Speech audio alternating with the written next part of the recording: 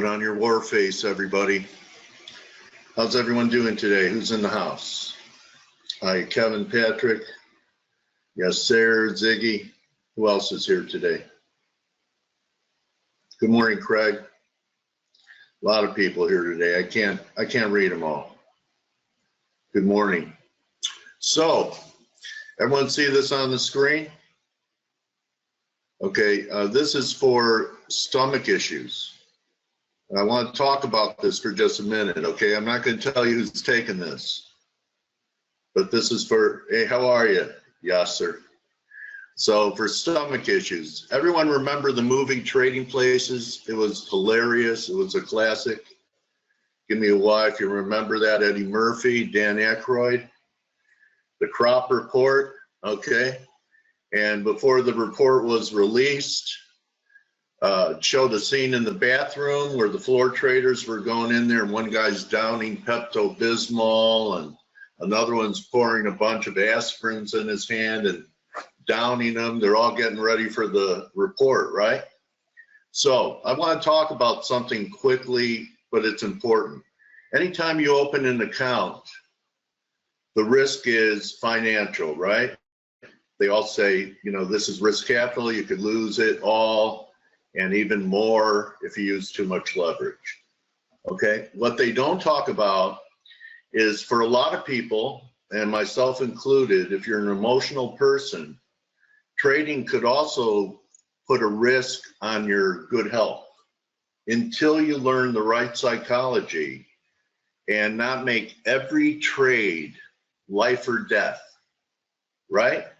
That the outcome of every trade is too important to you, and that you just start to look at it as a business.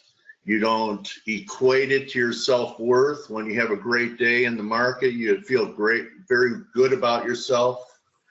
And when you have a bad day in the market, you're in a fetal position and you're dwelling on it and you're dwelling on it. Not good for your health. So developing the right psychology is more important because you want to make money, but you want to be healthy to enjoy the money and not pay it to doctors. Can I get an amen on that? Okay. All right, anyway, that's my Dr. Pink's report on, you know, watch yourself, take care of yourself. Don't make your trading too important, okay? I know it's important, it's money, but you know what they say, you could be rich with bad health and you're not going to enjoy it. So it's because I care about each and every one of you here in the community, and I know what it's like. You know, there isn't anything any of you are or will experience that most likely I haven't, okay? Alcohol is. I doubt it. Okay, let's get to the markets. So here's a little look at Nick's work on the yen. Okay, here's Nick's look on the yen. To me, it looks like a three drivers developing. So I was looking at the yen today and it does look tasty. In fact, a few of the crosses look like we could have a corrective move to the upside. But Nick is there on the end looking for a bottom. In fact, Greg is too. So I'm giving you just a taste of the great analysis that we get that's at my fingertips whenever I want it. So Greg is looking for the same scenario.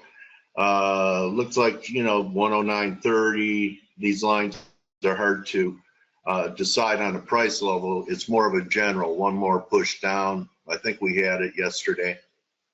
So here's my look at it. All right, so this is something I teach, 1, 2, 3. That was I said there were threes developing yesterday. There was.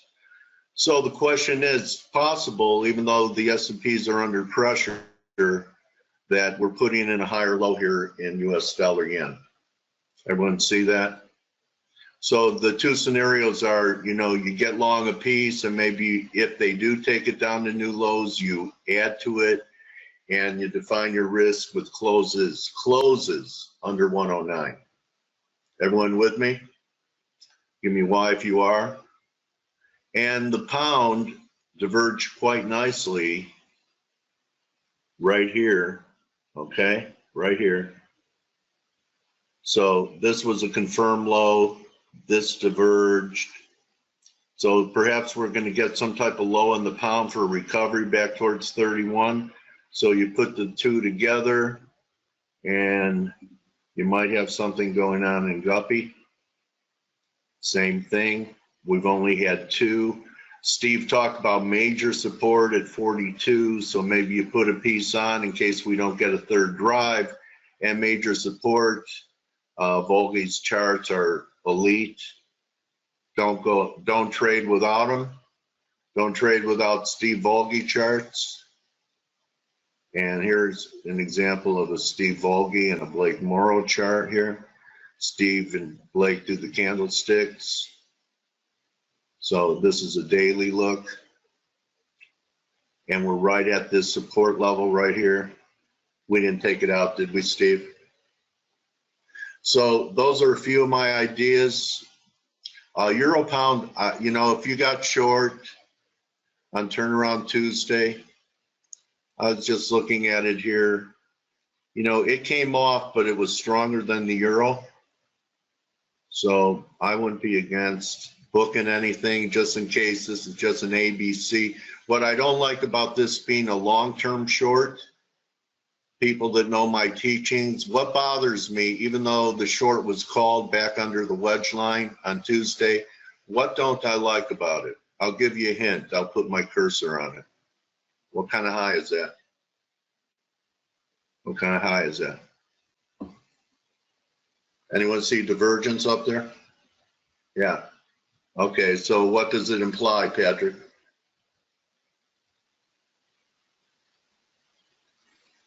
What's the implication of a confirmed high? You know that one? I'm going to come off camera.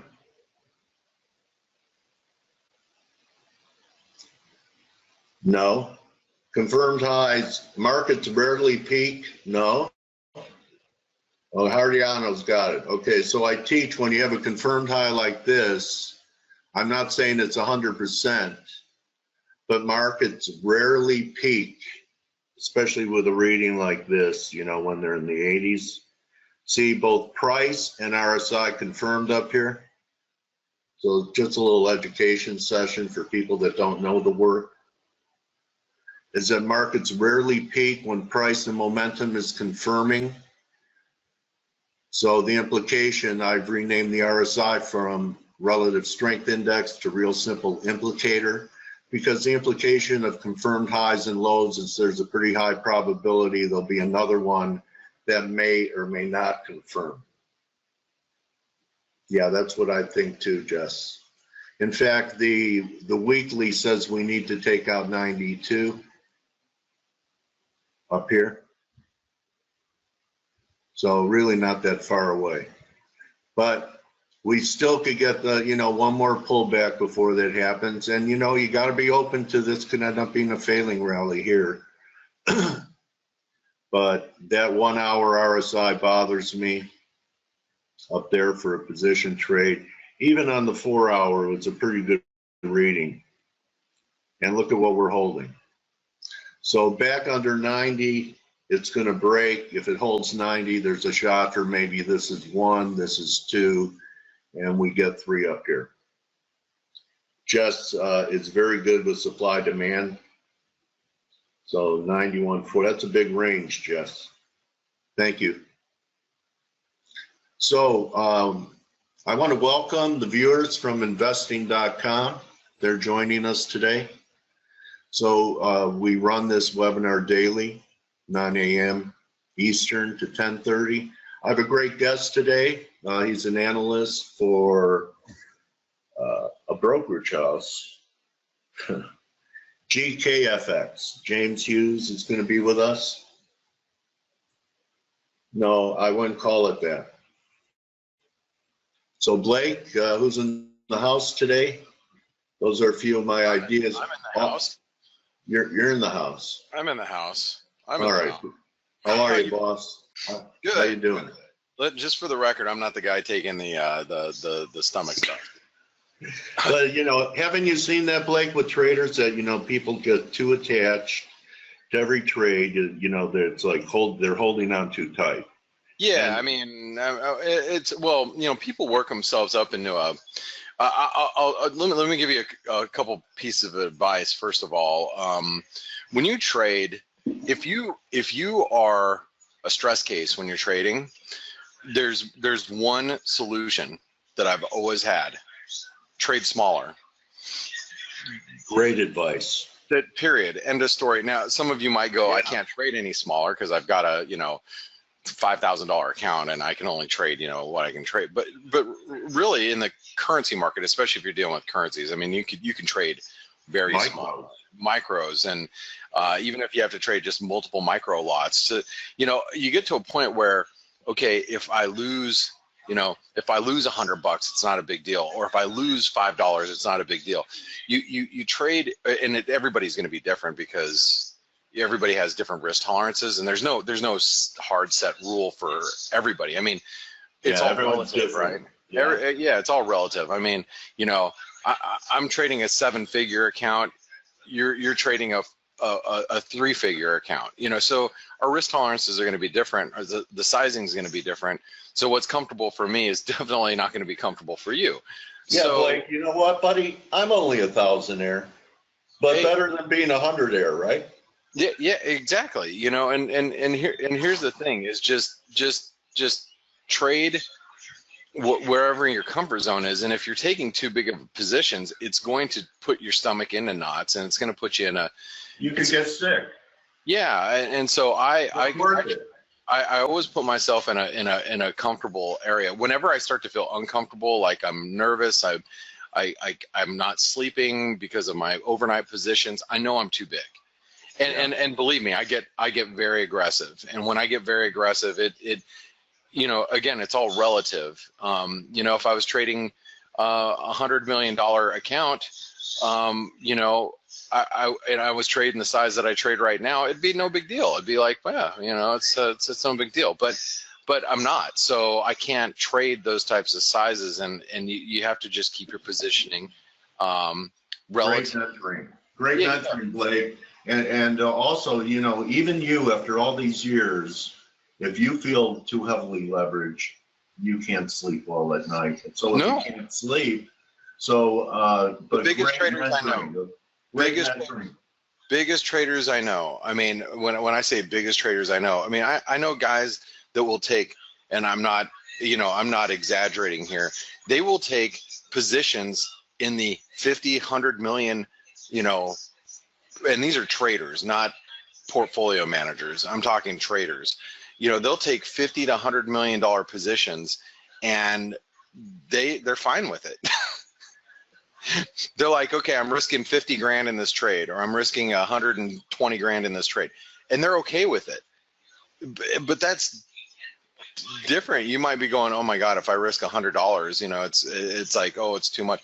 But the other thing that kind of helped that out too, Dale, is also just knowing where your risk is at all times. Like I took the euro dollar here, and I drew out the euro dollar an hourly chart, just because, well, there's a couple things. I mean, I can go on the more longer term analysis in this, but we all know that we're sitting on support, right? And we did this breakout of this multi-year trading range. We've come down, and yesterday we tagged support to a T, almost like within pips of that support. And here we are, okay? And if you're like, okay, I'm short the euro dollar, let's just say, and I drew this morning because of your conversation that you were having. And I said, okay, if you're short the euro dollar, great, be short. Where's your risk? Well, your risk is above this red line. Well, if it breaks above this red line, then it's going higher. And then you go, okay, well, if it breaks above this red line, I know it's going higher. So that means if I'm short the euro, I'm going to put my stop right here at 117.55. And then you do the calculation in your head. Okay, if I'm short the euro, and I'm short at 117.35 or whatever the price is right now, 32. And I go, okay, well, I'm going to short the euro here. My risk is above here. What am I actually risking? How much money am I risking? Okay, well, I'm actually risking at this point in time, I'm risking, you know, $500. Okay, I can deal with that. Great. Or if you go, okay, if it breaks above here, I'm risking, you know, 13,000. I can risk that. Okay, great. If it breaks above here and you're like, oh, I can, if I get stopped out, I'm risking, you know, $23. That and so this way it's known, because subconsciously you're already prepping your body, if you will, your stomach, for a possible loss of X amount, and so you can deal with it, and you don't have to have the stresses of, oh my God, you know, am I going to lose like, you know, 10% of my account in this trade? Oh my God, I can't do that. And how am I going to pay my bills? And then you work yourself up into a, you know, into a tizzy. So, you know, always knowing where your risk is at any given time and trading within your means is the most important thing as a trader, especially longevity, because yeah, you're going to end up having, you know, issues, you know, longer term. So you know, that's my advice, and we don't need to get into all this right now, but I just, you know, just going along with your conversation. Okay. You know, hey, I have something I want to show you guys. Yeah, I have something I want to show you guys. Read that. See it. Pretty amazing. Yeah. So the reason why I point this out is because if in order for the market to loosen up, this is going to have to change. You know what I mean? Good today. Well, yeah, good today, or maybe tomorrow it'll be, yeah, 17. or maybe the next, by 18 it'll be, on Friday it'll be, you know, right now it's 16 days. How about this, Blake? One day. One day it'll change. One day it might, yeah, it might loosen up, but the reason why I point that out is because if you're wondering why everything's tightening in these ranges, is because, you know, the S&P isn't moving. Now, great point. We do have producer prices today in about 13 minutes. So I'm going to go over a couple of charts before we get there. I can't wait, man. I'm going to the bathroom to drink some Pepsi. I'll be right back. There you go. All right, take some of the pink stuff, some of the Pepto. So we have the blue pill. I'm kidding. Good morning, Blake. Hey, good morning, Steve. So you know, you got, oh shoot, what was I saying? I forget what my thought process was. We were talking about the. Yeah, you were talking about the S&P and the fact that, you know, a lot of things are not moving is due to that, and then you talked about the upcoming PPI print. Yeah, you got producer prices and you got consumer prices tomorrow, and I don't know if this is going to be the market mover, but I'll tell you, the market's been waiting for the last couple of days for inflation data this week in the U.S. So maybe this is what actually moves the needle. But I will tell you guys this much. You know, we have the euro dollar, and it looks, in my opinion, it looks just like this. And this is going to define us here in the next probably 20 minutes. There's the euro. You look at the pound. That's what the pound looks like. I already drew it out there for you. These are hourly charts. You have the Aussie, which the Aussie, if you don't know why 78.40 is huge, then you have to go back and look at 78.40 is the big breakout point here. Okay, 78.40. All right, and here's the Kiwi. And by the way, the Kiwi, I got to tell you guys a story about this. So here's the Kiwi dollar. You know, the RBNZ, they met yesterday. The Kiwi rallied following the RBNZ, and what I did is I took advantage of it. I bought the Aussie New Zealand. I bought the Aussie New Zealand last night at 107.42. I bought it like right here, And I went to Best Buy. I'm buying a couple things for my network, and I went to go to a store last night, and then I actually ended up going to 2 Best Buys looking for this stupid product that I ended up just buying it online, which is silly after I got home. But we were here, and I bought it, and I left, and I went to the store, and we were here. We were right here, and we were kind of spiking up, like, you know, actually we were right here. We're right here, and I thought really quick, I'm like, oh my God, I made a quick 40 pips in the Aussie New Zealand. I mean, that was a, you know, I'm like, oh, that was cute.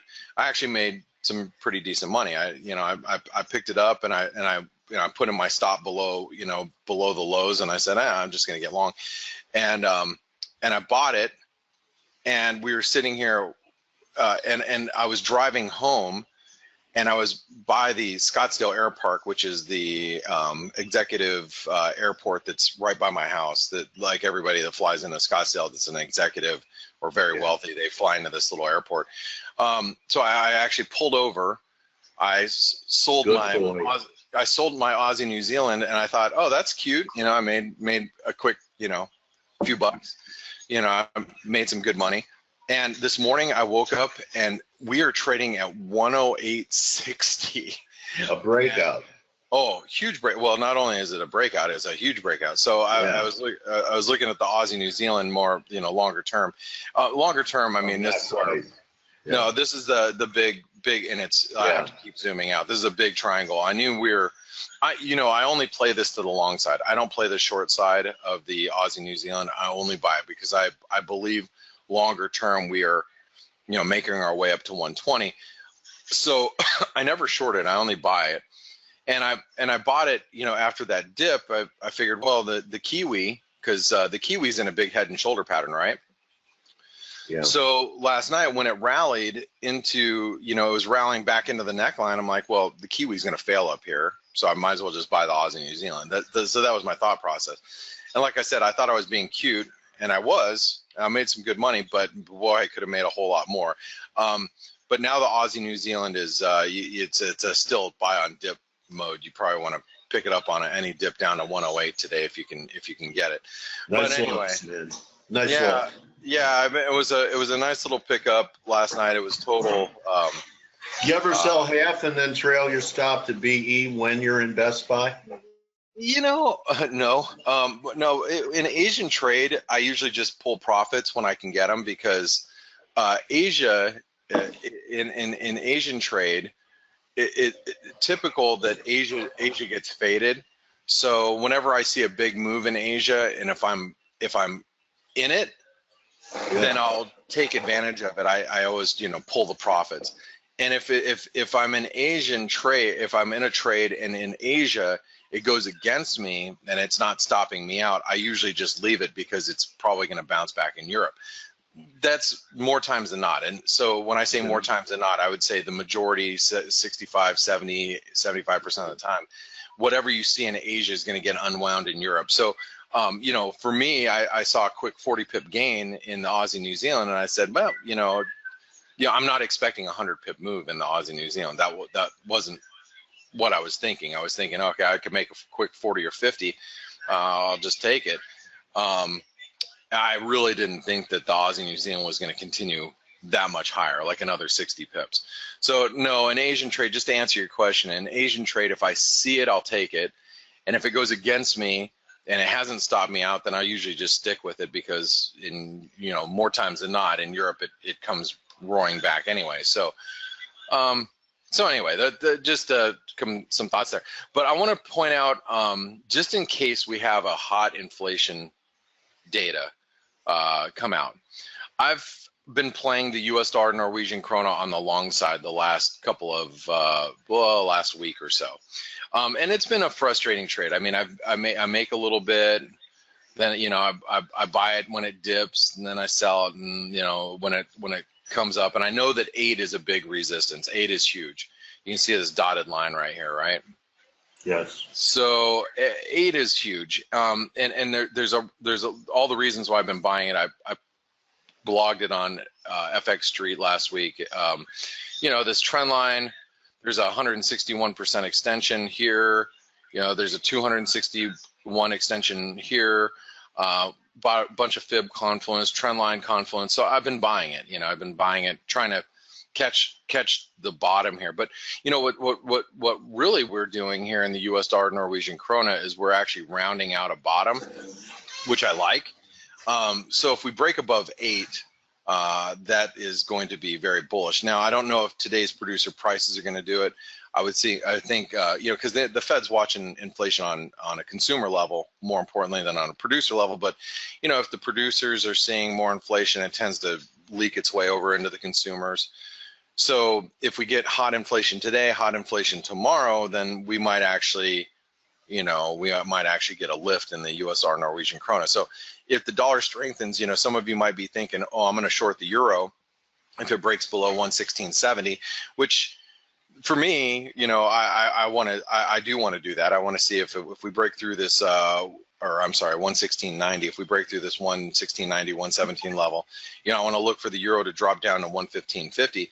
But the trade that I actually am more excited about is the US dollar Norwegian krona, and that thing breaks above 8, and you know, we're probably looking at 8.15, 8.20. I think we can squeeze, especially it hasn't been going down as crude oil is above 50 this morning.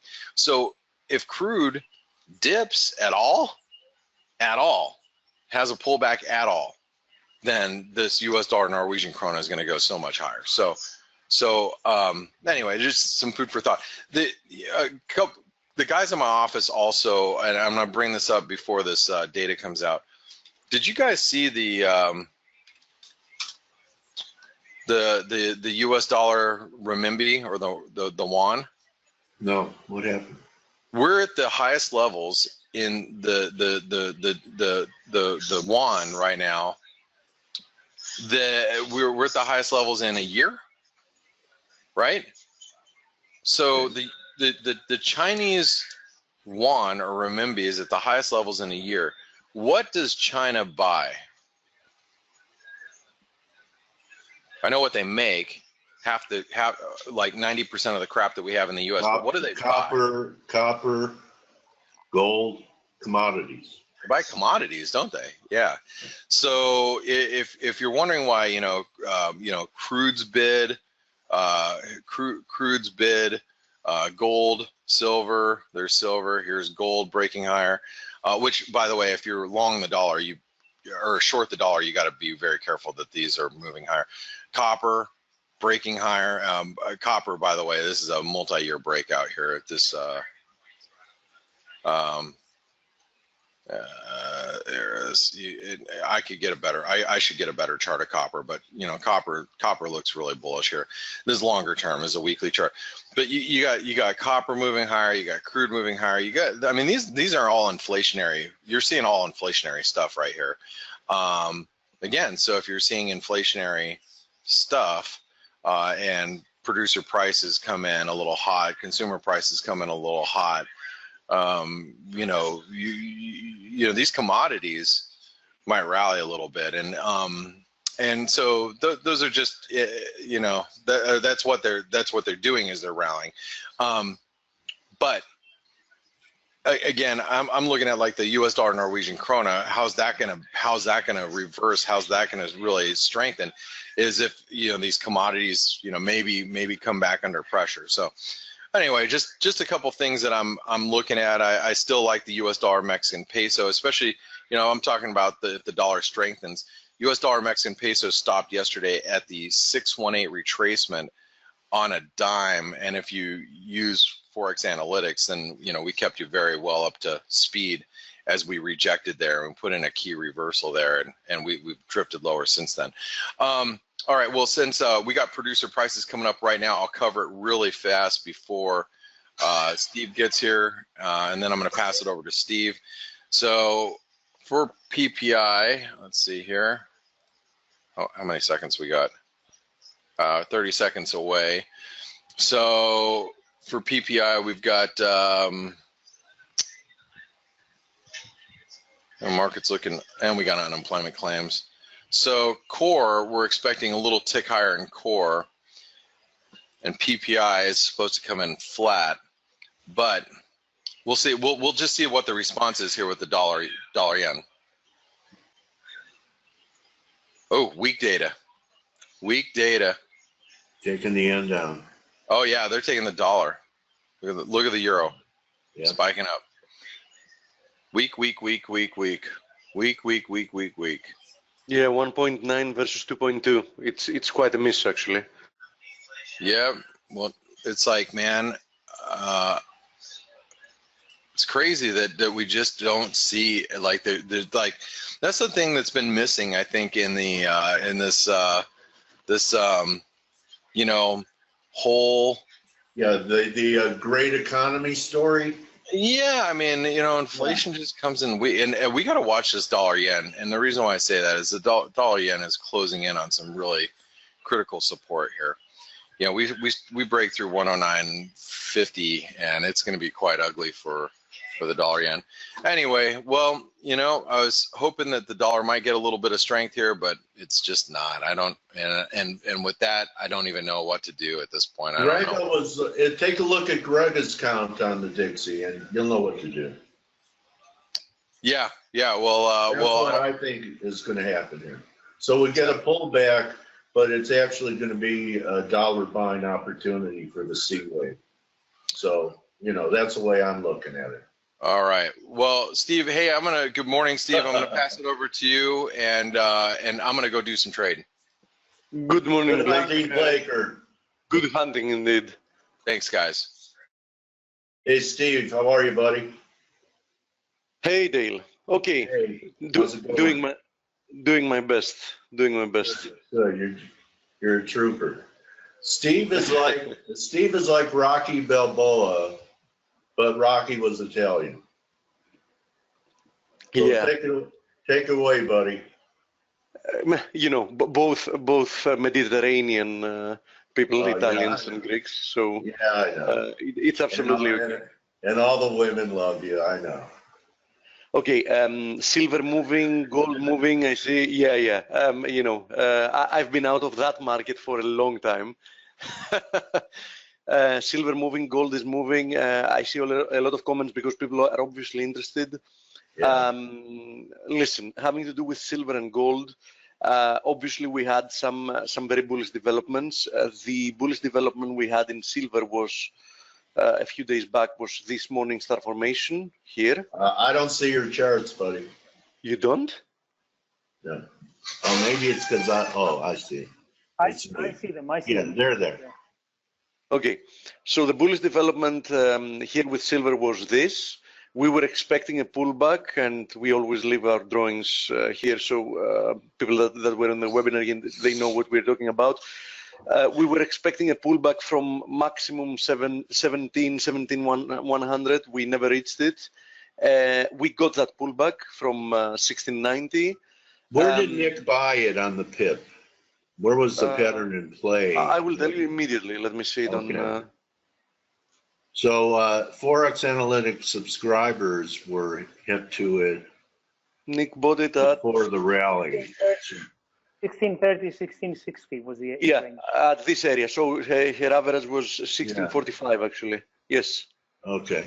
Looking for 17.5. Are we almost there? Yes. Looking for 17.5. That is very correct. Yeah. And 17.5. I think we will likely overshoot it, because if we saw this kind of price action, I mean a corrective dip, and you know, and the continuation higher, what I was expecting then was this area to be tested, which is roughly at 1780. So you know, the only resistance we have is the one we're testing at the moment.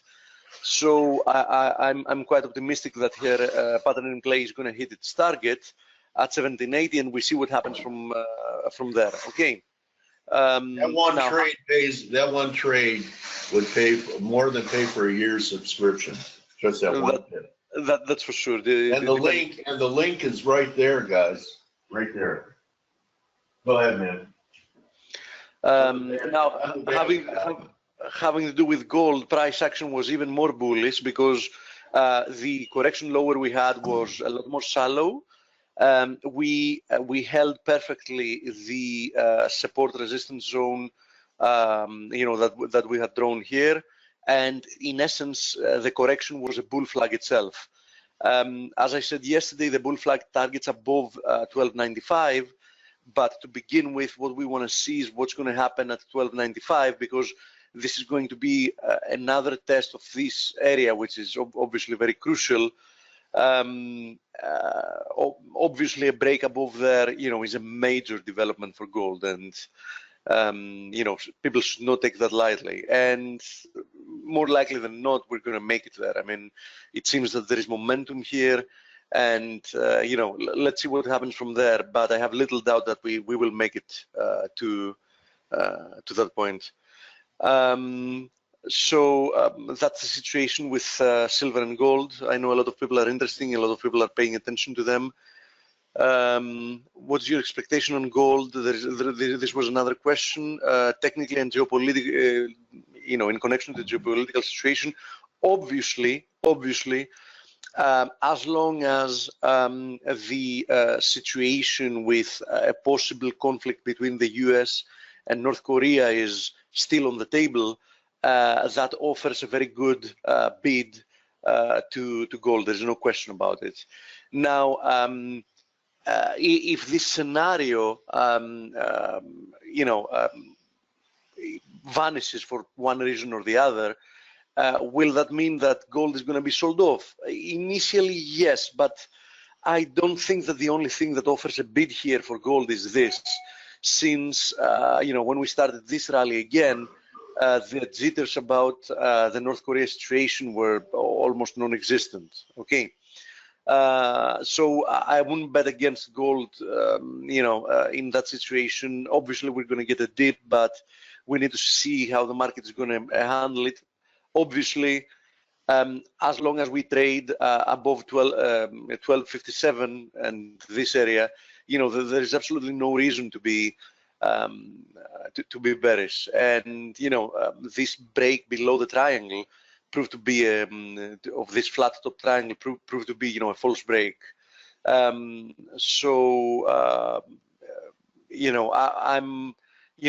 I'm neutral to bullish. Obviously, a close above 1295 is going to turn me bullish. There's no question about it. Once you test an area twice and you get rejected, and yet the market finds again the strength and the will to buy into it and bring it up to the price once again, if we don't get rejected for a third time, that's going to be a very bullish development. Speaking about rejections for a third time, we have to say that the rejection for the Kiwi yen, which was a third time, has proved to be spectacular, since we are even seeing acceleration beyond the first zone that we were looking perhaps to to produce some kind of a rebound, which not only hasn't come, but we sliced through it like it was butter. We're currently even probing the area below the 200 daily moving average, and the next area of support is roughly at 79, and then comes the major support from the ascending trend line here. So the Kiwi yen seems extremely weak. Obviously, that has to do with the fact that both the USD yen, both the yen, against the vast majority of the currencies, and the Kiwi have shown combined weakness. Having to do with the yen, it's probing once again this triangle support. As we've said plenty of times, even when we were here, this is the last area of support, because a break below there can easily open the door for a test of the 106 zone, which it's a lot lower than here. I mean, this can bring acceleration to many yen pairs, and this is not the only yen pair that is currently at support, because, for example, the pound yen, if we have a look at it, is almost as well at a very major support zone. 42 level. Yeah. If you remember, Dale, when we probed this zone, we said that, you know, a move lower from here is definitely going to bring a test of the confluence of the 61.8 and the ascending trend line. And this seems to be the case. We almost reached it yesterday. We recovered. We're making a second attempt today. The 200 DMA is, you know, just a little bit lower from there as well. So, you know, this general area has a triple confluence and a break below there, which is likely that is also going to mean a break for the USD yen, although the pound might break on its own, which, speaking of the pound is for the third day in a row making you know, a very good effort to hold the 130 zone. If you remember, my prediction since up there was that the ascending wedge would reject us more likely than not.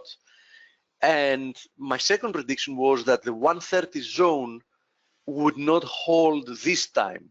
So far, I haven't been proven right. I mean, the 130 zone has been holding, but the more we fail to rebound from it, the more, you know, the likelier the possibility that this is just a consolidation before the next leg lower to 128. So despite, you know, a very good effort to hold this zone for the third consecutive day now, if I had to bet, I would still see a resumption lower to at least 128.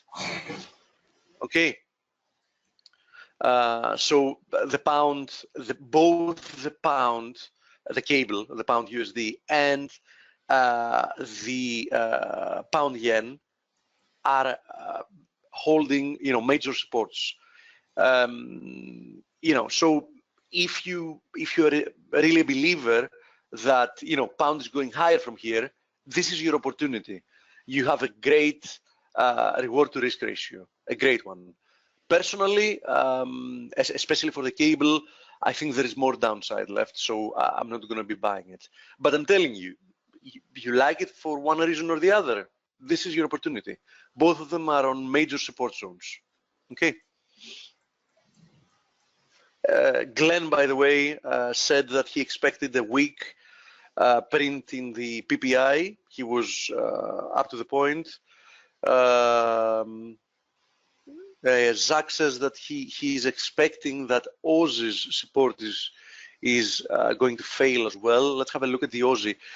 The Aussie is not as clean, I have to admit. First of all, the Aussie has not broken below its breakout level. Okay, I mean, we're not even close to getting there. Yes, you know, what troubles me with the Aussie is the following. We've had several bearish days in a row. I mean, several closes below where we opened. But despite having seen so many black candles in a row, the price has not depreciated that much. And, you know, this is a little bit troubling for me. There is absolutely no question that the cross-currency effect of the Aussie Kiwi is also helping the Aussie USD, you know, remain more buoyant than the Kiwi. And as Blake showed before, we are currently attempting a major break higher in the Aussie Kiwi. And the next level to be tested is this triangle, actually, the bigger triangle, which comes roughly, I think it confluences with this high, and it comes at 110. So if we close today above where we currently are, I really see no resistance for another 150 pips. I mean, at least the chart doesn't show us any resistance for another 150 pips. So, you know, a close higher from here today is definitely going to be a bullish event that should yield another 150 pips at the very minimum, and we see what happens from there. Angie's saying no sound. Dale, my sound is coming through. I can hear you. Fine, right? I can hear you. Okay. Okay, I'm answering back that the sound is fine. Okay, so let's have a look at, yeah, thank you for reminding me. We have a question about oil, and we've had a good run with predicting how oil is going to act. We said that it would be bound from here. We said that the first sell-off is going to be a buy, but then I had said that for me, the 49 area is very important and it is very likely to reject the price action. That did not happen, but the exact opposite happened. So not only we penetrated through the 49 area, but as it happens very often, the same area we expected to produce some reaction to the downside is now acting very nicely as support. And not only that, if you zoom in, you can actually see, I mean, if we go to a 4-hour chart, but you can even see it on the daily, that this is clearly some kind of a triangle. And triangles, as we've said plenty of times, are continuation formations that break to the direction of the trend. And this is exactly what's happening today. That's exactly what we wrote in analysis yesterday as well. So having had a break above 49, having held the 49 area, because, you know, it's an area, it's like 48.50 to 49, and having consolidated for several days and created a triangle here, I have to tell you that I'm bullish. I said the same yesterday of a break here, which we're seeing now. I really think that the 52 area is going to be tested now. So as long as this area is holding and the triangle seems to be breaking to the upside, there is no reason to look for a reversal, but there is every reason to look for a continuation to at least the 52 zone, which has proved to be important several times in the past.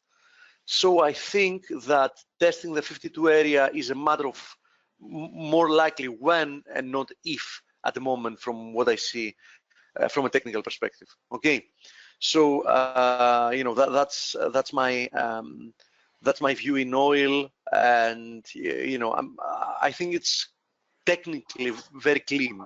So you know, I have a high conviction in it.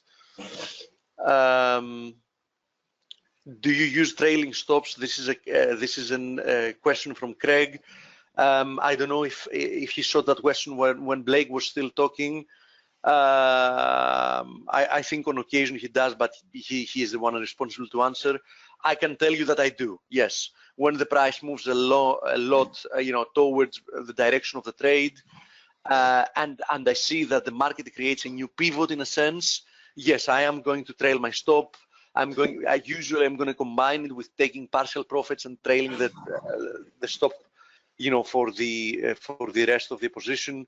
For people that have been in the webinar for you know, for a couple of months, they've seen me and heard me talk about how I handle my position, so they know that I'm doing both. I'm taking partial profits on occasion and trailing stop losses. Aussie USD eating up more time than price should mean bullish. No, Rob, that is exactly my thoughts about the Aussie USD. That the more we spend time without depreciating a lot, the more likely we are to move to the downside. And you know something, since Aussie is not so clean for my taste as well, and you know, I've had a lot of things and haven't had a short-term count. Let's give a freebie here and let's have a look at what Grega would be here today with us, but you know, he has a family thing, like that he is resolving until Friday, so you know, he couldn't attend, but his analysis is always with us because he's updating it every single day, and this is exactly what he sees as well. He sees that this consolidation slash, let's call it drip lower, is simply an ABC fourth wave correction before another push to new highs. This is his 4-hour view, and this is it on a daily. Grega is also seeing another push towards, from what I see, 81.50, 82, and judging by the price action, I have every reason to agree with him, because you know, this is how it feels. Okay, so let's have a look of what he thinks about the Kiwi as well, since we had a deeper correction. Okay, and he sees this being an ABC, but a much deeper ABC, because he sees A as being obviously an extended wave, because you see we have a 5-wave down and an extended one, because the third wave is actually an extended 1, 2, 3, 4, 5.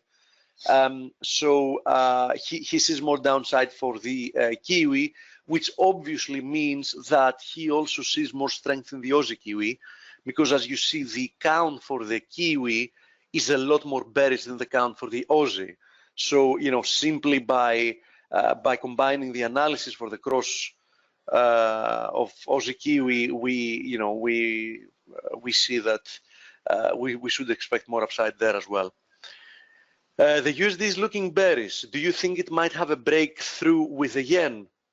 That's a question that just came through. Answer: yes, it's likely. And you know something? What troubles me, although I have to tell you, okay, I have to make two comments about the DXY. First of all, we're now having a look at the DXY. Comment number one: this is a very shallow rebound for such a big bearish move. So my instinct would tell me that we should at least see another push higher, and ideally I would want to see the 95 level being tested. Okay, but if we look at it on a shorter term base, just look at the last 3 daily candles. Okay, this was a spinning top. Yesterday we had a shooting star, and so far today, of course it's early, we again see a candle that has a long upper wick, which means that the market is obviously finding a lot of resistance up here, and we've barely, rebounded. So this is extremely troubling. I mean, I would be tolerant to see like a little move lower and then another rebound, but honestly speaking, I don't have something to see here technically and tell you no. I mean, besides this candle, which was very bullish, there is nothing else in this chart that screams of a rebound.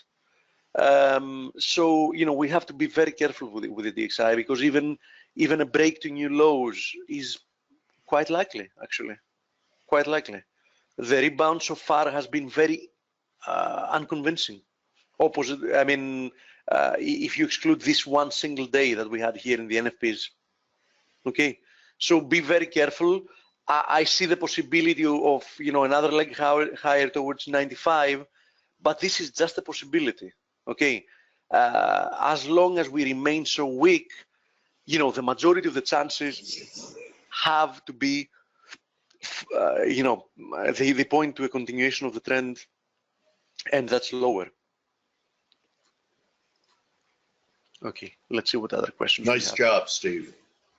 Thank you. We covered oil, we covered silver, we covered gold, we covered Aussie and Kiwi. We even showed what Greg is thinking about it. We spoke about, initially spoke SPX.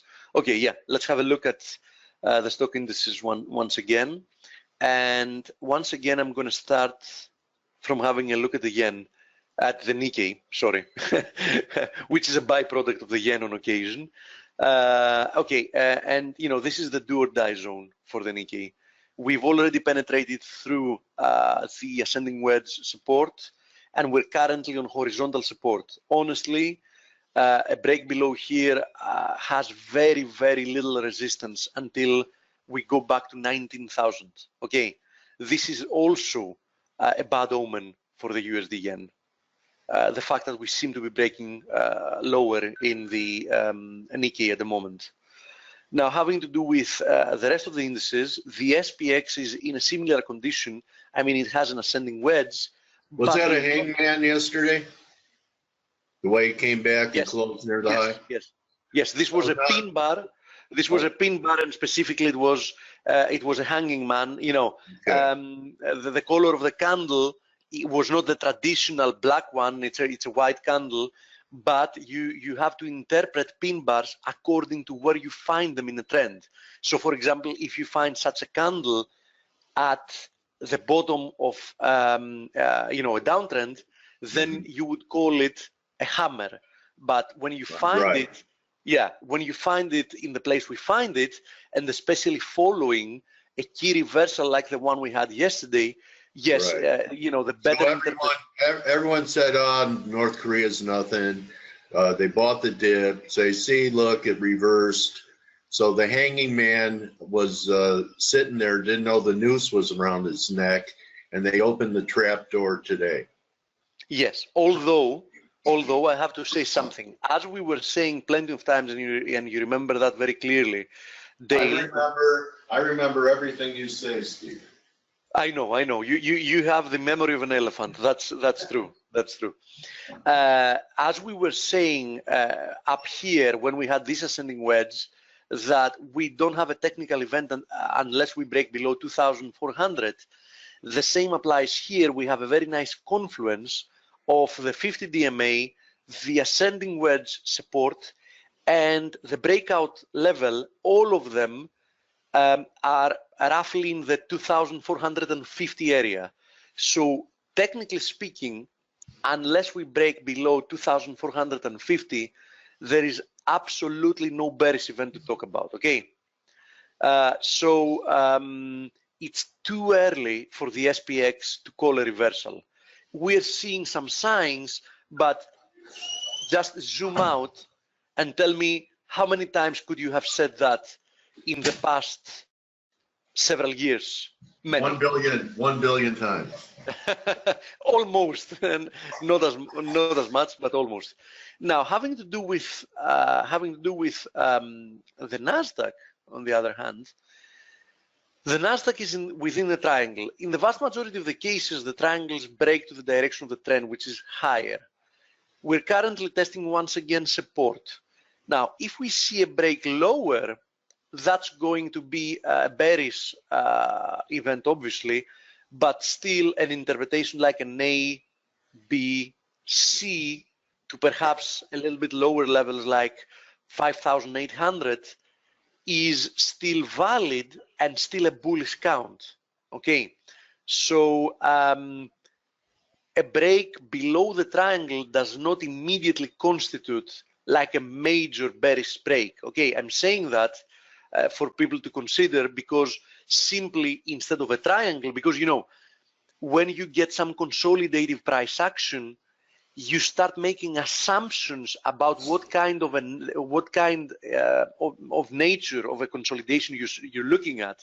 Or when you're getting shallow corrections, you're often trying to guess what kind of a correction is this, and initially, until you get more price action, you know, you can only make assumptions.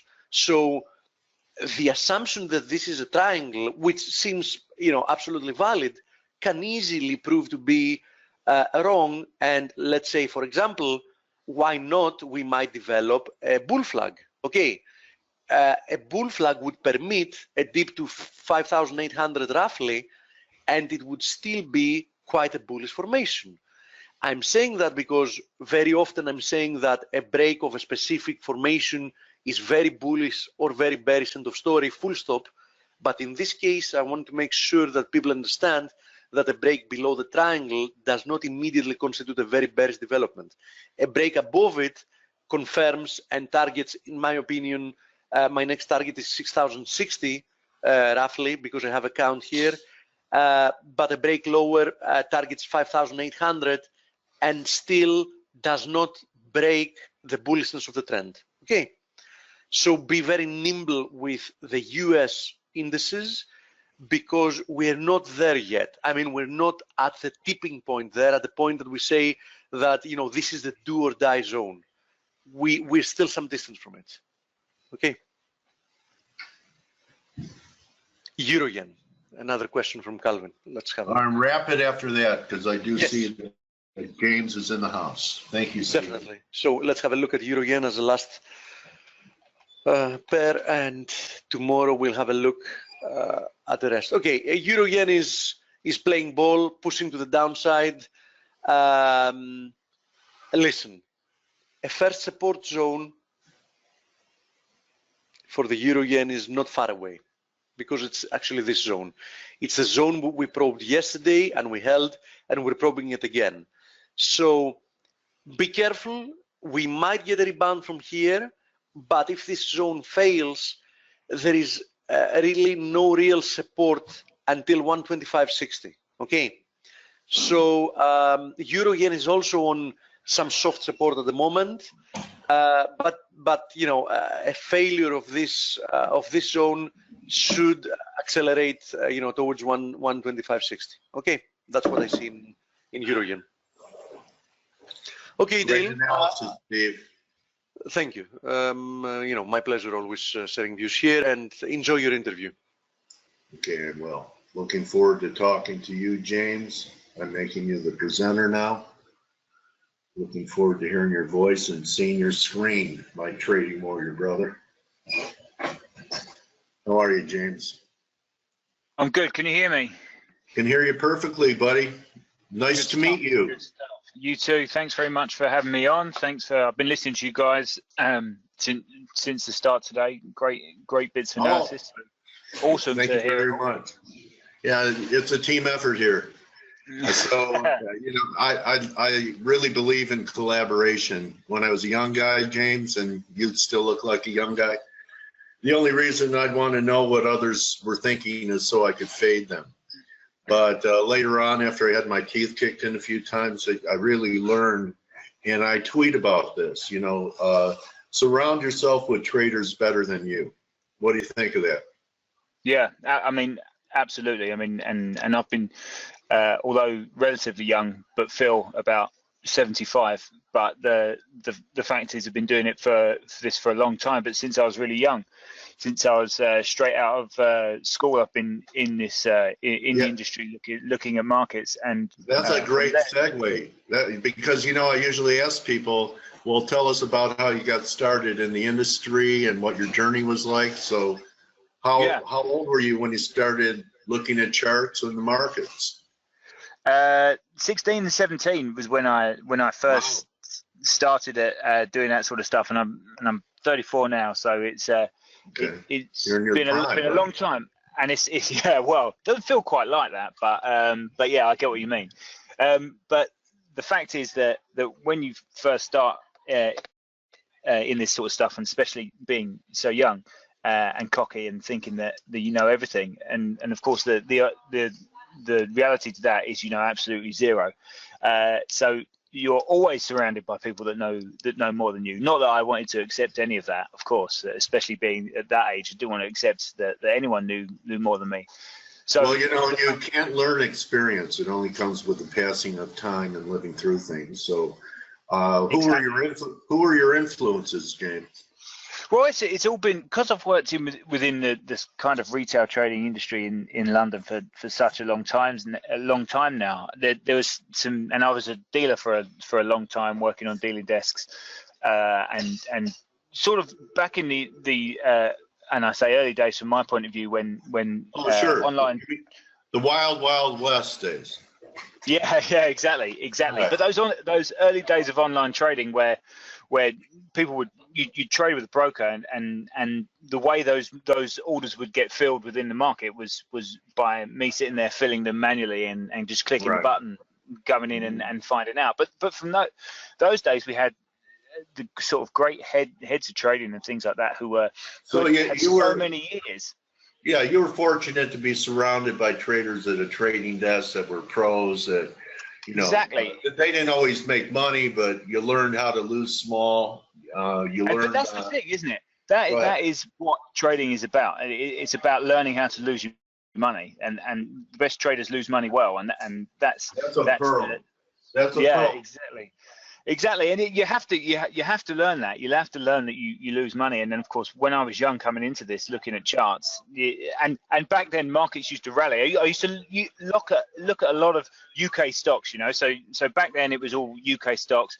Looking at these individual stock markets and just looking for 52-week highs, you know, looking at 52-week highs that were just going to be free money for you. Go in, look what's made a new 52-week high that day, and sometimes you look what's made a new 52-week high that day in the FTSE 100. Well, there's 25 stocks that have made new 52-week highs, so just lump on them and leave it. And that was kind of the strategy that you ran until you get cocky, and of course the markets don't do what you want to do. And when you're young and the markets were running the way that you wanted them to run, you never feel like the market's ever going to do anything else apart from go your way.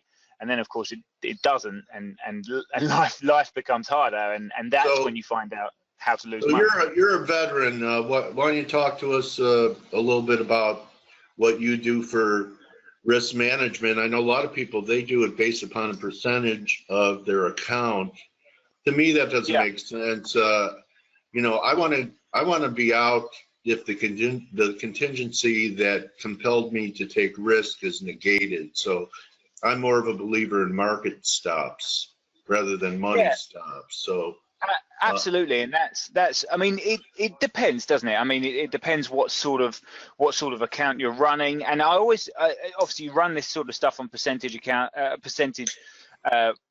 ways if you're talking about sort of monetary stops and not wanting to risk too much. And of course you have to absolutely get that way of trading, because in the sort of trading that I've been involved in, and the sort of clients that I'm speaking to a lot, you're talking about sometimes $100 accounts, and it doesn't matter what sort of money you're trading. Not everyone's trading for the same reasons. So the fact is, it doesn't matter what sort of money you're risking on your trades. It doesn't really make any difference from that point of view. You have to make sure that you're looking at what the most important thing is within the market, and of course that most important thing is a price. The price action is what dominates everything. So I think sometimes, if you're saying, the old adage is, of course, you risk 2% of your account. I mean, we've heard that everywhere. If you're risking more than 2% of an account on a trade, then you're not doing it right. Is how it all supposed to tell you. But of course, I don't necessarily believe that the same way as you, because you need to look at what the market's doing. And the one thing I always try and teach when I'm talking to people these days is that the market is a living, breathing beast. You know, it's not. Yes, there's algos. Yes, there's trading systems that are made, but of course humans are behind those as well. So you got to give it a little bit of leeway. You've got to be looking at the markets at the right times, and you can't just be as. I'm all for being strict and following trading plans and things like that, but it's not necessarily a case of saying, well, this is my area, this is where I'm coming out. You have to be able to act and shift your opinions as it works. And I'm not talking about moving your stops every 2 seconds and doing the old. Oh, you mean CIC orders? Do you know what they are? No, go on, say again. CIC. Yeah, cancel if close. Oh yeah, of course, yeah. For your stops. Yeah. So, do you have a dual role at GKFX where you're both an analyst and an educator mentor for their customers? Yeah, so we do. It's kind of a three-way thing, really. It's a lot of what I do sometimes is pushed out to the media, so TV work and things like that, where we become talking heads. We've all done it. We've all done that kind of stuff where you're a talking head on CNBC and you put yourself up for everyone to call you a moron 25 minutes later all over social media. So we do that side of things. But then there's the case for educating clients, and a lot of what I've done over the years has been sort of talking strategy, talking economics to a certain degree, talking about a lot of the fundamentals, because again, obviously technicals are important, and we look through those, but it's a case of looking at these fundamentals, and from a retail point of view, talking to general average people, that everyday people that are wanting to get involved in this. You can sometimes, I think the feeling is, you can learn the charts, you can look at the charts, and the more you look, the better it comes. But the area that a lot of people struggle to understand is the fundamentals. It is what I'm supposed to be looking at. Am I looking at the right content? Am I looking at the right things on the economic calendar? Is this important to my trade? Is that important to my trade? Those sorts of things. So talking through that kind of education, as well as obviously looking at charts and trying to pinpoint certain levels and okay, well, let's talk DAX. So a lot of people a few months ago got very excited about Europe, and for a period of time it was outperforming the US, but I look at the DAX chart, and DAX topped 1, 2, 3, 4, 5, about 5-6 weeks ago. The Dow didn't top till yesterday. The S&P's made a new high yesterday. So people that have made that bet about wanting to be more long Europe than the US are on the wrong side of it for now. What are you telling your people with what's happened this week, that we're at a new low for a break? Is this a buying opportunity or a breakdown in your view? Well, I mean, everyone's been trying. The thing you have to, obviously, we all realize is that the fact that everyone a lot of people have been trying to sell equity markets ever since November. You know, it's been, as soon as they jump higher, people try and sell out of them. Almost the typical retail trade is just sell out of that at those tops. But and one more thing before I forget, James, and could this weakness in DAX be directly attributed to the euro strength and the dollar weakness helping multinationals here, and the 10% move in the euro hurting German companies? Absolutely, that is partially to do with that. I mean, the DAX is almost becoming the bear's choice now, the seller's choice out there. Everyone wants to get involved somewhere in these equity market moves, but people have really struggled with buying into something which is that has had so much strength. It sounds crazy, but of course, the Dow's been going up for such a long time. People struggle with it going any higher and buying into it and taking it higher. So we've had so many clients from our point of view wanting to sell into something, wanting to. People are fundamentally negative within markets. People are fundamentally negative. They can't get out of it sometimes. So what would you do with it right here? And you know, there's nothing wrong with the answer of nothing right here. But to me, it looks like we're on the verge. It kind of looks like, with a few lines you have drawn, descending triangle, which is a topping reversal formation, and it would measure pretty good from where we're at now. It's like about 800 points. Yeah, we've got some pretty big breaks in here, and I think one level here, I'll just zoom in a little bit more. One level that we've broken below, which is kind of this cluster of lows here at 12 about 84s or so, but it's the gap. I mean, and I'm all for these gaps. Yeah, these gaps today.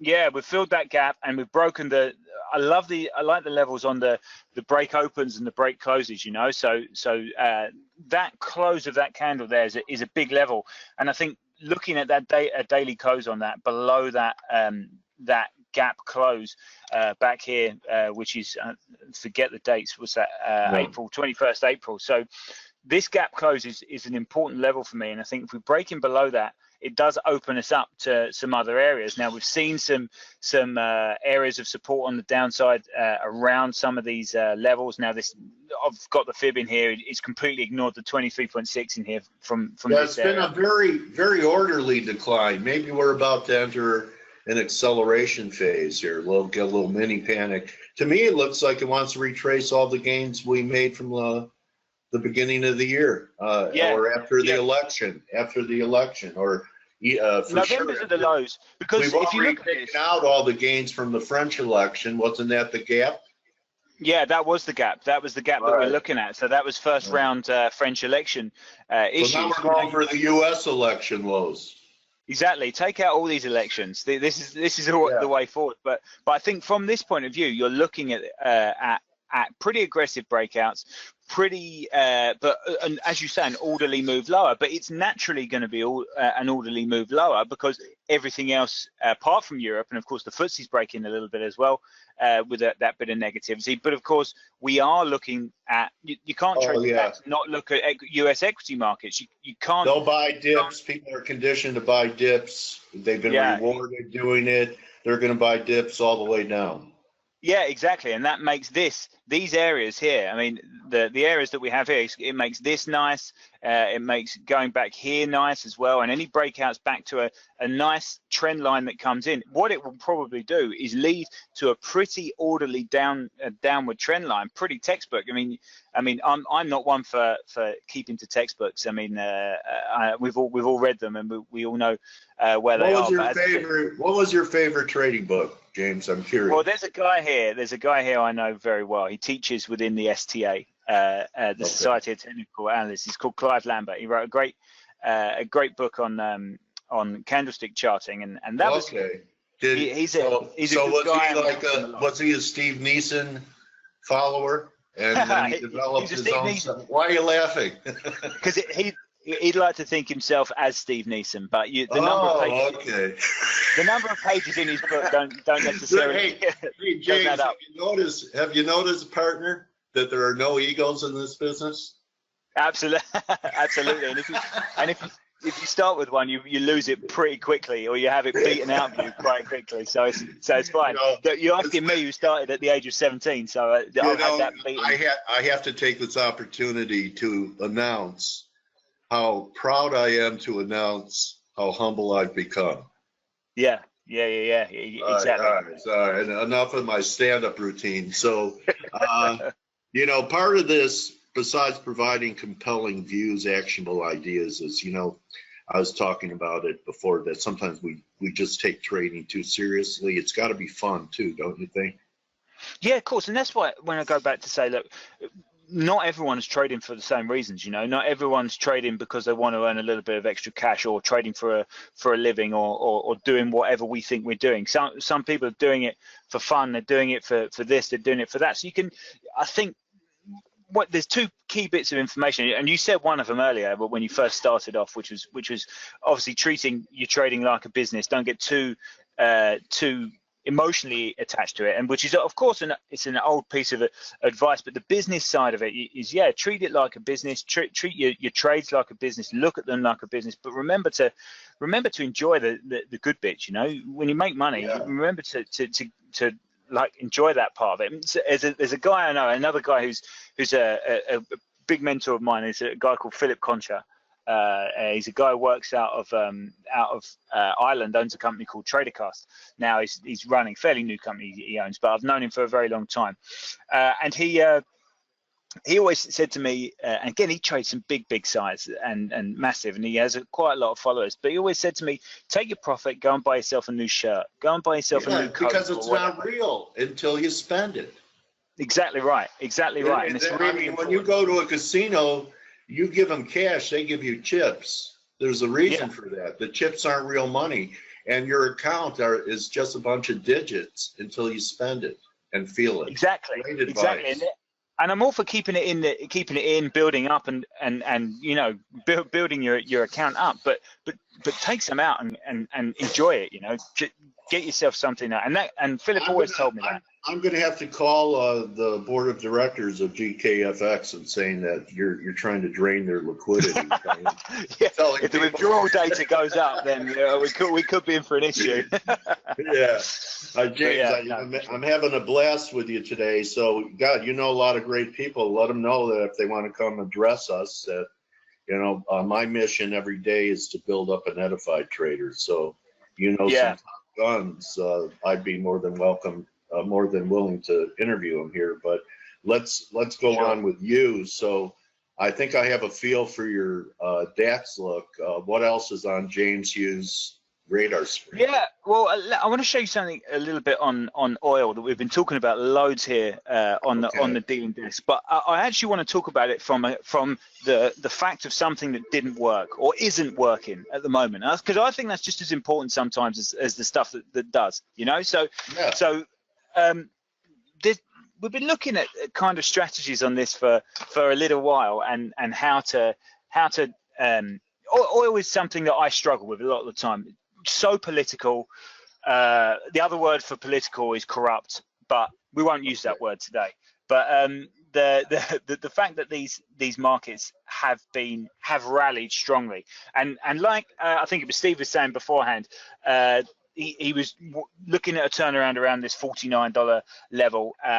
Same kind of story. We were looking at that, but there's something in this situation. I've got Bollinger Bands on here, and I've got this 8-period average, 8-period daily SMA that runs in here. The color here is not great for you. Hopefully you can see it.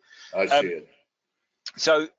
And this is something that we've used. We've had guys here looking at this, and we've got some old prop trader guys that work here as well that have said this 8-day moving average on oil has been a great one. And it's been a fact of very, very simply closing above it, going long, and I'm into simple trades, simple simple areas to look at, not overcomplicating things. I mean, there's so much you can do to literally kill things. But the breakouts on this have worked nicely, and we've been trying it out and trying to work in it, and breaking above it, running it out, going long on a break above, taking out some of that position on the high of the Bollinger, and then running the rest, you know, so getting that out, taking a stop higher. But then we ran into this situation here that you're looking at, this ugly piece of nothing, which has killed us, really. It's killed us in what we've been looking at. And I think we've been trying to adapt this and see how we're going with it, and see what we can do with it. We've been trying to say, okay, well, maybe we keep within this this trading strategy for a while, but we were keeping very strict, saying close above, run it higher, close below that 8-period average, reverse yourself out and go short. And all fine and great, and sometimes as you can see within this, you catch some big moves on the back of this. Yes, we get some big candle breaks, but you catch big moves on the downside. If you see how often this closes back above this 8-period average, it doesn't in that whole move, this whole move lower. You look at this one, break to the upside, you're taking a lot of profit out. You're hitting the upside, yes. You're taking half of your or some of your position off on the high of the Bollinger, and it's working nicely. Again, breakouts below, you take some, and it worked nicely until it ranged. Until it ranged. But then you look back at oil and how oil trades and what oil is about. It does love to, I mean, before the last sort of 12 to 18 months, it loved to range. It loved to hit a range and say, okay, well, here's a $5 range. Let's go $35 to $40, and this break out and then go $40 to $45, and until it started to hit something pretty nice. And Steve was saying previously that $49 level was an important one, and we didn't expect it to go through it. Similar with 50, didn't expect to go through that. Similar to this now, we hit a triangle, and the fact that we can sit here and say, okay, well, we know that around this period here, this 8-period moving average situation was just killed us. You know, it's up and down. We're all out of it. But we've looked at, if you look at this now, look at the triangle, how it is. A pretty nice formation of a triangle, then a breakout on the upside on this daily chart, and then looking to maybe run that higher. So within this strategy that we've done, again, if we're running it, if we were running it to a T, which is pretty much killed us, you can see that the days that we're getting really hit. Then we break above, then we move higher and look towards these Bollingers. But this is a key factor of looking at some of these charts and saying, you know, James, I have a weekly. If you could pull up a weekly on the WTI. I have a couple of technical reasons. You have to go further back to the bottom of last year. Okay, you know, that was a yeah, it was a big falling wedge. It had a throwover, but the wedge line started, I anchored it from 62-ish.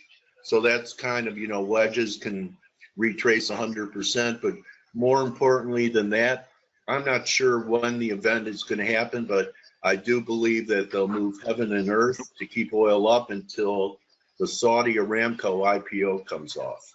Absolutely, yeah, for sure. I mean, so, I'm not. Do you know when that is?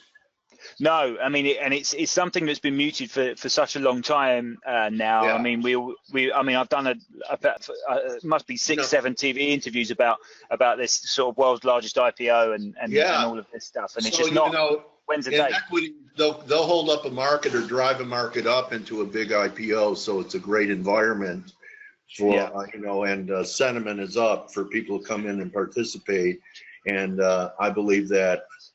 The Saudis will do the same until they off a piece of their business to the public. Absolutely, and there's also some bag holders. Yeah, and there's also a situation, but there's also a situation with oil that the fact you've got these two big contracts, right? You've got the WTI and the ICE traded Brent contract. But the end of this year, also they're looking to run the Shanghai oil contracts. So a third major oil contract in the world. Yes, we've got some Qatari-based oil contracts that don't necessarily that are out there, but they're not well known. Now, Shanghai have been. We know how big they have been in China, offer commodities in China, and the futures market, and of course, you know, these the mum and dad traders, the ma and pa traders, as they call it, as it's been dubbed. But you've got this Chinese oil contract is big news and has been brewing for such a long time. Now, expectations are that this oil contract is gonna run and come into play at some point within within this year, so towards the end of the year. And there's this feeling as well that of course oil prices, they want oil prices to be higher for, yes, the Saudi Aramco IPO, but of course if China are launching such a big contract, which they want to be as big as the Brent and WTI, they want it to be a third major contract in the world. To run that, they don't want prices down at sort of $30, or they don't want downside, and it's a very political, PR driven reason, as they don't want that, because they don't, investors from in China. The big situation that they've spoken about is the fact that it's the very negative connotations of launching something which is incredibly negative, is incredibly low, and isn't moving up. So there is that feeling as well of trading on the launch of this. They want this oil price above $50, closing in on $60 for the launch of this, which is, I mean, I don't know how much power they will have to do that, but there is coercion in terms of how they get that trading to the upside. But with the Aramco situation as well, and this is what I said previously about oil, it's so much. While we're focused on North Korea, they could always create some problems in the Strait of Hormuz for that to happen. I'm looking at the fact that you and I our main bailiwick niche is currencies, and I've asked a lot of people this question, James. I'd be interested in your view. Of course, we all know the dollar peaked at basis Dixie at 104. We've had this big break down towards this 92-ish area, trying to recover. What camp are you in? Is this just a correction in the dollar in an ongoing bull market, or have we had a secular turn in the dollar and there are much lower levels down the road, a new bear market in the dollar?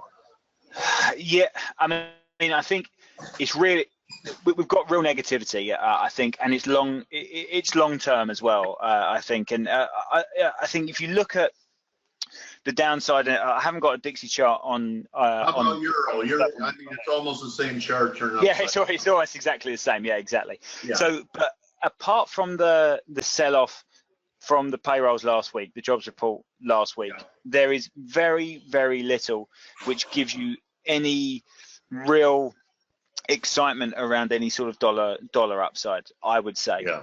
Okay. I mean, and I think from a Fed point of view, you have to look from a Fed point of view. The unwinding of the balance sheet, yes, but also the fact that Janet Yellen's kind of on borrowed time here.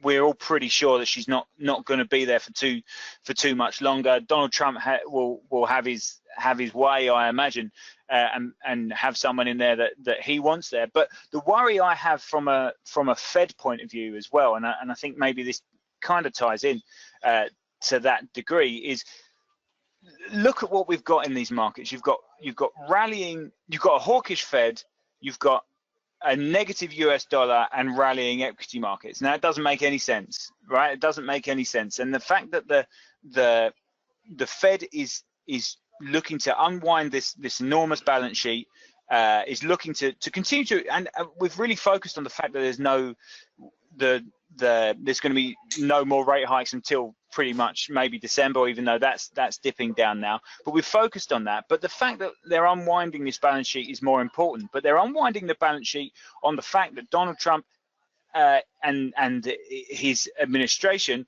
have this fiscal and tax policy that supposedly is coming into play. But this must be such a big question mark around that. And whether that can be put through, or whether Donald Trump can push anything through at all. You've got a monetary policy which is being run all on the back of a fiscal policy which is not even in its infancy. It's not even anywhere near being passed anywhere. So that worries me.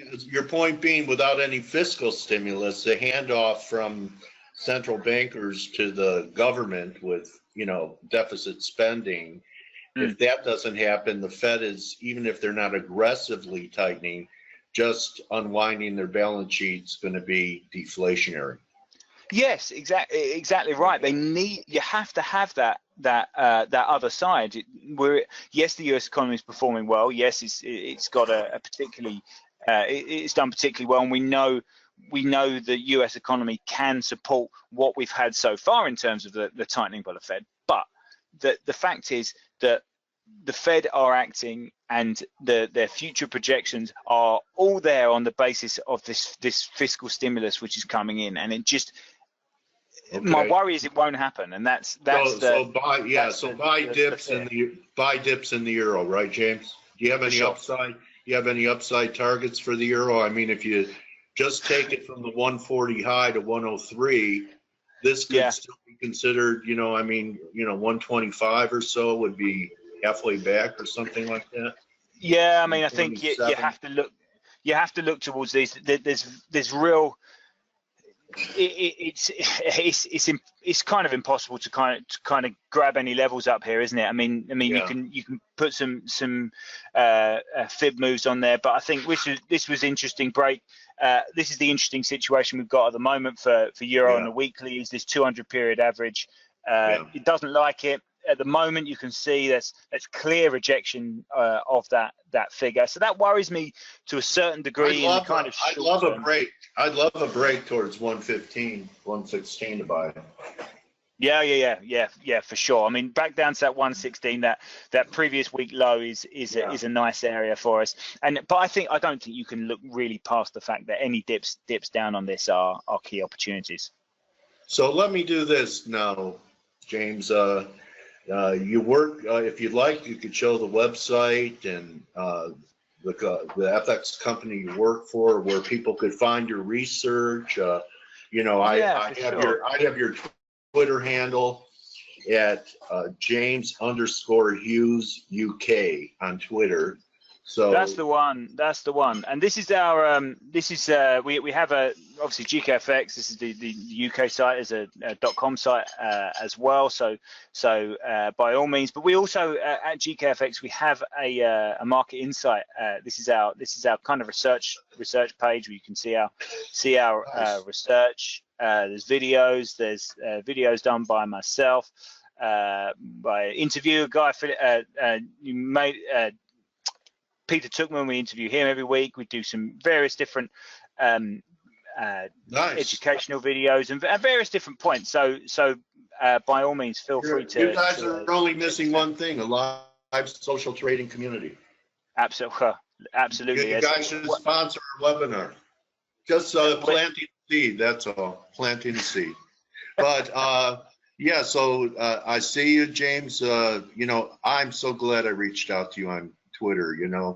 I have a knowing when I talk to somebody if they know, and you're one. So I want to thank you so much for your time and us being able to talk about the psychology of the business together, and for providing some of your views. And from here on out, I'd like to call you my trading warrior brother. Do you accept it? Perfect. I absolutely accept it. It's been an absolute pleasure. Thank you very much for reaching out. Thanks for having me on, and whenever you need me again, I am more than happy and willing to be your trading brother.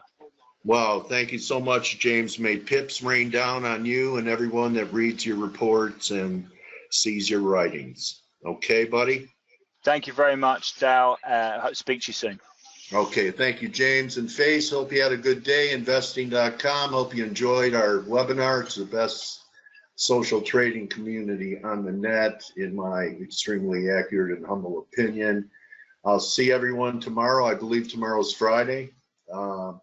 Good hunting.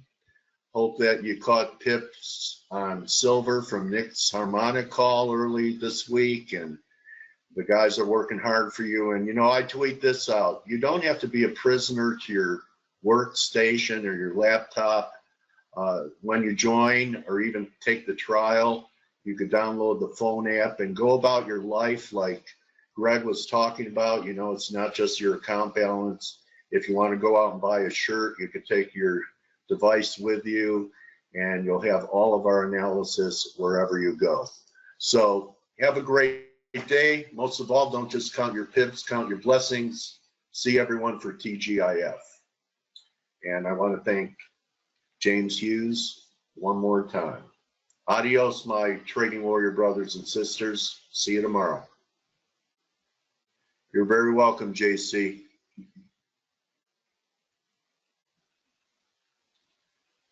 You're welcome, Bill. Nice to meet you. Adios.